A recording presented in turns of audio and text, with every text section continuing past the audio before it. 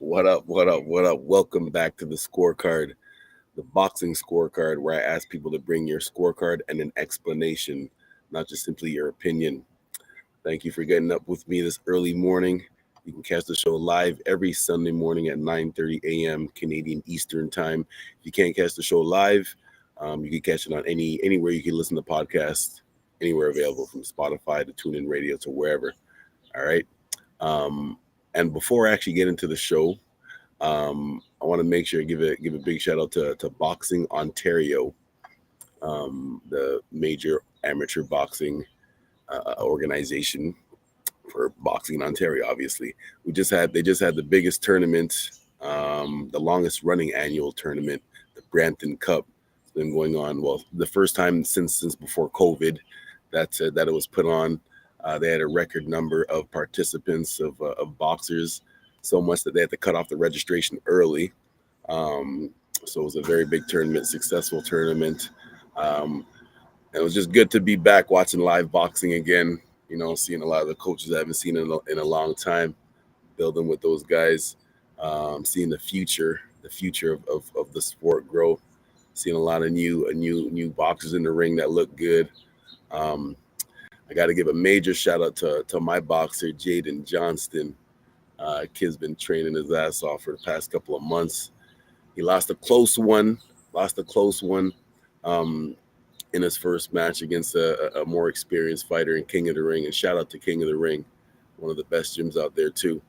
But yeah, my boy Jaden lost a close one. But the one thing I always emphasize to my boxers is that L stands for learning, not a loss. So first thing when he came out the ring, I asked him, "What did you learn out of that?"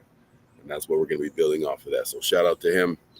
Shout out to his parents too, man. They're very dedicated and have him there all the time and support him a lot. Um, One more thing, I got to give a big shout out to the few people that actually recognize me from this show. Shout out to my man Roger. I apologize, I forgot the name of your gym. Um, I got your number. I got your number and everything, but I didn't write down the name of your gym. But shout out to my man Roger, a very good coach. He had a couple of good boxes up there at the tournament that did good. I know he's in a couple of gold medal matches today, so shout out to him. And also shout out to Dave from United Boxing Club. Shout out to him too. Said he appreciates the breakdowns of the scorecard show. There's only two people. It made me feel good though. People out there actually listening. Yeah. All right, so let's get into what you guys are here for. The scorecard we had last night. It was a title eliminator. So whoever won this is going to get a title shot. And we had. I'll start with. We can get the slides up now. We had Joet Gonzalez versus Isaac Dogboe. So I'm actually going to start with Mr. Gonzalez first. We got the slides or no? I'm going to start with Mr. Gonzalez first. And this fight was at the 126-pound division. So Joet Gonzalez, whose record is 25 wins with 15 knockouts and 3 KOs. You might have known him. He fought Shakur Stevenson a couple of fights ago. He hung in there with him. Him and Dogboe have a common opponent. In Navarrete. Forget his first name, but Navarrete from Mexico, who's a force to be reckoned with. No slides today. Who is a force to be reckoned with. Oh, there we go. So Joet Gonzalez on the left, who I've just been speaking about for the past couple of seconds here. His full name is Joet de Jesus Gonzalez from the USA. Mentioned before, he lost a unanimous decision to Shakur Stevenson, but he did hang in there with him. He lost. Him and Dogboe have a common opponent of Emmanuel Navarrete, who I say behind Shakur Stevenson. Behind Shakur Stevenson, I think Navarrete is the next force to be reckoned with at that lightweight class. He also beat Miguel Mariaga, and man, a couple good wins. Isaac Dogboe, get his stats up right now. Isaac Zion Dogboe, his record is 24 wins, 15 knockouts with only 2 losses, and his only 2 losses came to the champion Emmanuel Navarrete. So that says something. One of the best boxers out there. He has some notable wins too. He had a good fight with Adam Lopez, Chris Diaz. Yeah, man, very good boxer. 2 close losses to Navarrete. Now this is why this fight was a close one. I didn't have a prediction for this one because I knew it was gonna be not because I knew it was gonna be close. It was just too hard to see. This was a very even matchup. Dogboe is a little bit of a harder puncher, but Gonzalez makes it up for his activity, as I have the highlights on my other laptop here. And this was a little bit complicated too. I didn't get a chance to watch the fight live because I was at the boxing show. It didn't end until like 11:30 last night. So I had to watch this fight on a replay at like 3:00 in the morning on the ride home. So yeah, it was a few times I had to fall asleep and I had to rewind around. So I apologize if my judgment is just slightly off, but I did write down my notes for each round. So the official score for the fight was a split decision win for Isaac Dogboe. The official scorecards was 96-94. All 3 judges had it 96-94. 2 of the judges had it for Dogboe, and 1 judge had it for Gonzalez. My score was a draw. I had it 95-95. I had 95-95. I couldn't use my regular scorecard app, so because it was a little bit different. But yeah, there was a lot of close rounds. I only had 2 specifically marked 2 rounds as close rounds, but there was a lot more close rounds than that. And I'll go through the breakdown right now. So, first round, it just seemed like Dogboe looked more in control of the fight. They were both exchanging. It was. I didn't mark it as a close round, but it wasn't just clear for Dogboe. But it just looked like he was in more control of the fight, like on where things were gonna go. Like we're gonna fight over here now. Now we're gonna take a break. Now we're gonna move over here. It looked like Dogboe was more in control of that. Second round, it was actually the other way around. Again, no significant hard punches were landed from each fighter. There were some punches, but nothing that really stood out. But in that second round, it looked like Lopez realized like, I don't want to get too far ahead, too far behind on these scorecards, and I should pick it up a little bit. So in that second round, I gave that second round to Gonzalez. The third round is I marked as a close round. Gonzalez was busy. The only reason why I gave it to Gonzalez is because he just was busier in the later half of the round. It was back and forth, but Gonzalez just looked like he got busier in the later part of the round. But it was round 3 was close for me. So that one could have went either way. And again, I always say if a round is close, at the end of the fight when the scorecards get tallied up, people don't agree with the numbers. But if there was a lot of close rounds that could have went either way, factor that in, and then realize that even though it's a wide score, it could have been a lot closer because of those close rounds. Anyways, going into round 4, Dogboe's corner in round 5. Well, at the end of round 4, Dogboe's corner themselves, Barry Hunter. Shout out to Barry Hunter, and I'm going to mention something about him at the end. What he said in the 10th round. Going into the 10th round, they'll find a round. Shout out to my boy Randy who emphasized this and really pointed it out. Yeah, shout out to Randy for pointing this out. But I'm going to bring up that Barry Hunter, Dogboe's coach, said going into that 10th round. But we're in round 5 right now. Round 5 was another close round. I gave it round 5 to Dogboe.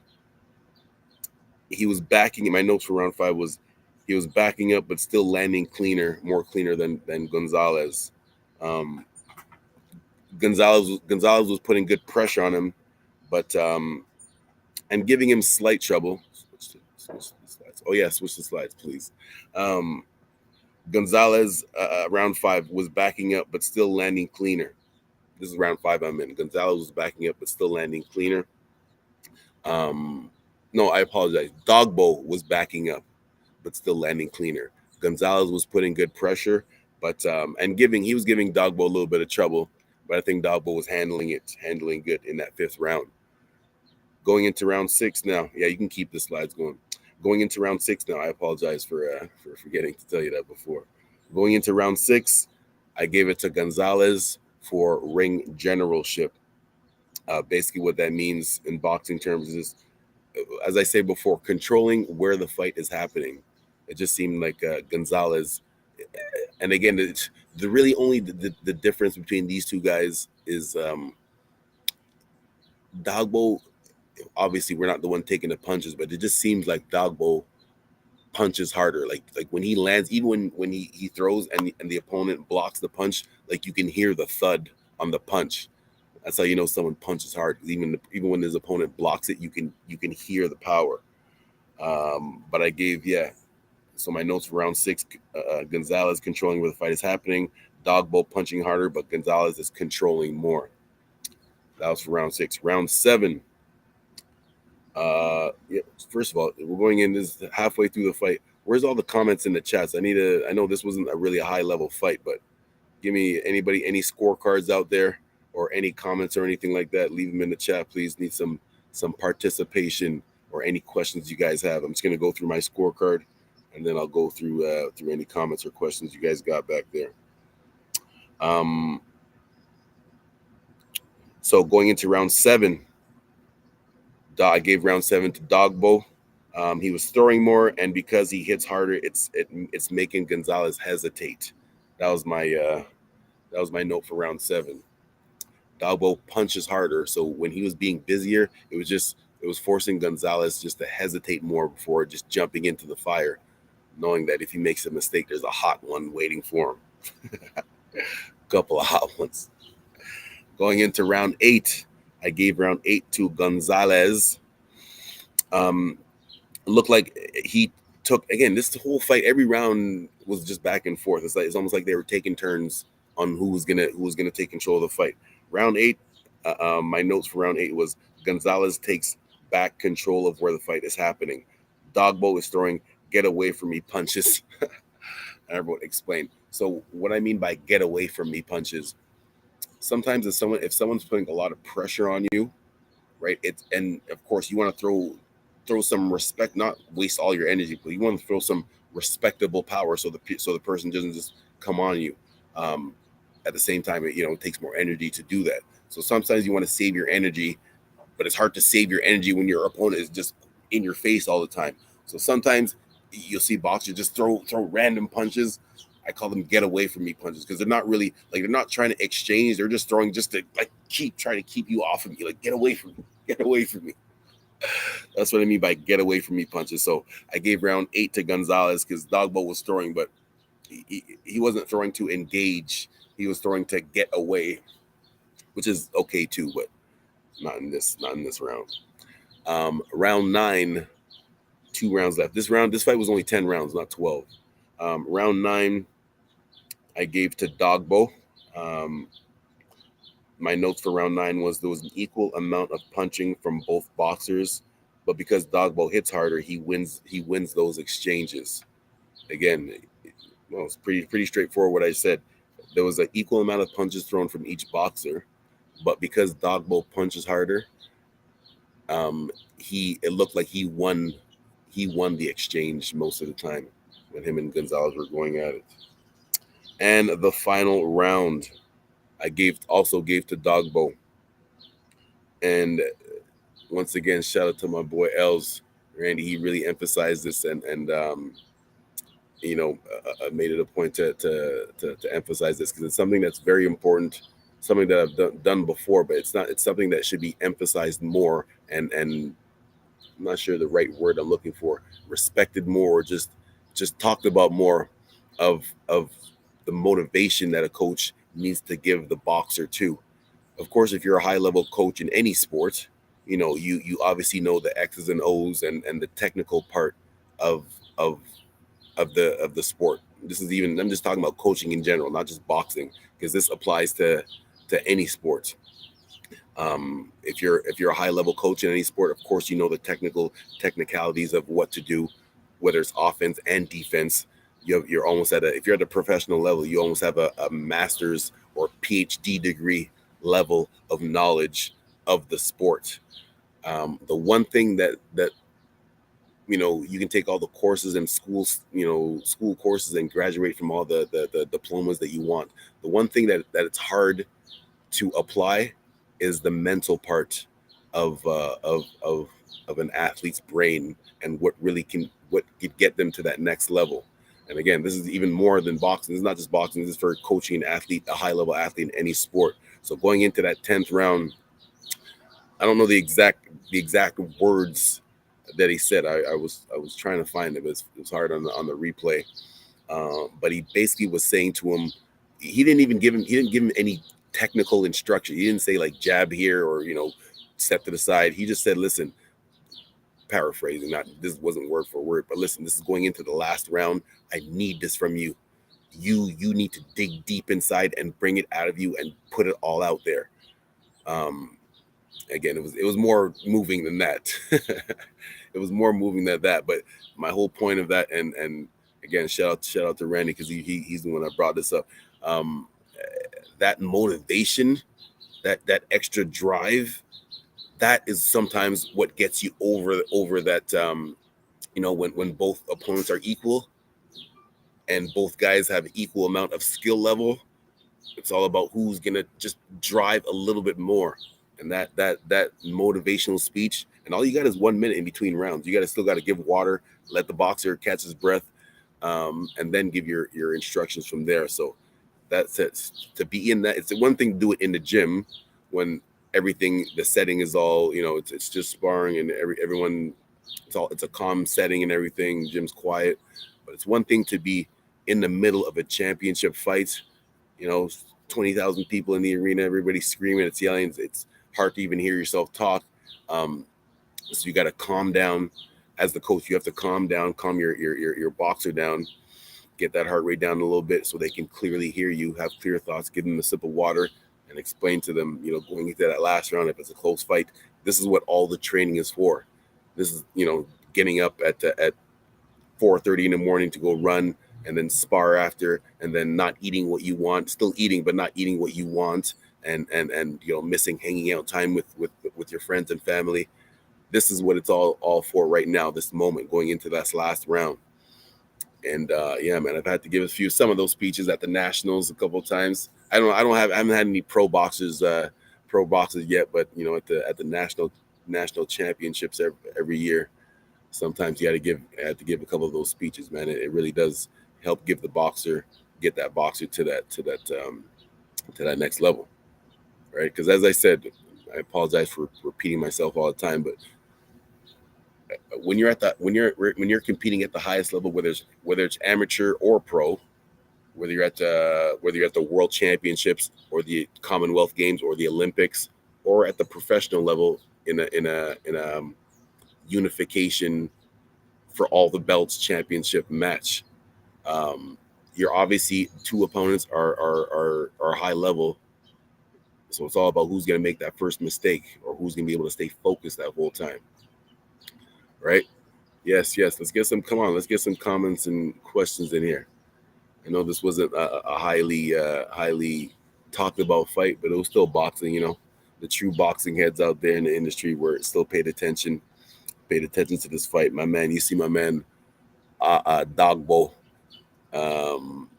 Yeah, man, a hard puncher. The only thing at 126 pounds, the main guy is Shakur Stevenson and Oscar Navarrete. Both Gonzalez and Dogboe lost to Navarrete already, but both guys since their losses to Navarrete have had a couple of good wins and impressive wins. So even though Gonzalez on the left there, even though he lost last night, he's still in a good position to get some good fights, just because he still was competitive. Like I said, it could have went either way. All three judges had it 96-94, and I had it a tie. So I wouldn't even be mad if they actually did a rematch. Actually, no, there won't be a rematch because Dogboe's looking to get back to the top again.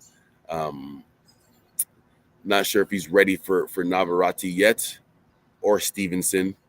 How old is my man Dogboe? Let me check right now. Dogboe is 20. How old is he? Oh, he's 27 years old, so he still has time. 27 years old. He has 24 fights now. Yeah. Let him get a good 5-6 more fights in. Probably in the next 2-3 years. I know it seems like a far time away, but you want to make sure that you're prepared for the moment, man. You don't just want to jump right back into it when you had a tough loss. I believe it was just last year. 2 tough losses in a row for Dogboe. He lost to Navarrete and then had a rematch with Navarrete and lost the same way. So I don't think jumping right back into the fire with him would be the best idea right now. Again, I'm saying 4 or 5 fights, which would probably equal to at least 2 years. It does 2 years does seem far away, but again, he's only 27 years old, so by the time he's 29, he'll have that much more experience as long as he's staying focused and looking good in those fights in between there. And the same thing for Joet Gonzalez too, man. He looked good last night in a lot of close rounds. Could have went either way. So he still has some good options for what's the future for him at 126 pounds. What title for that was that for? That last night, that was for the WBO International Featherweight title eliminator between Joet Gonzalez and Isaac Dogboe. Yeah, well, I guess that is all for today, folks. Thank you again for subscribing and liking the video. Please, if you haven't done it yet, please like the video so it can help with the algorithms, right? You know how that stuff works.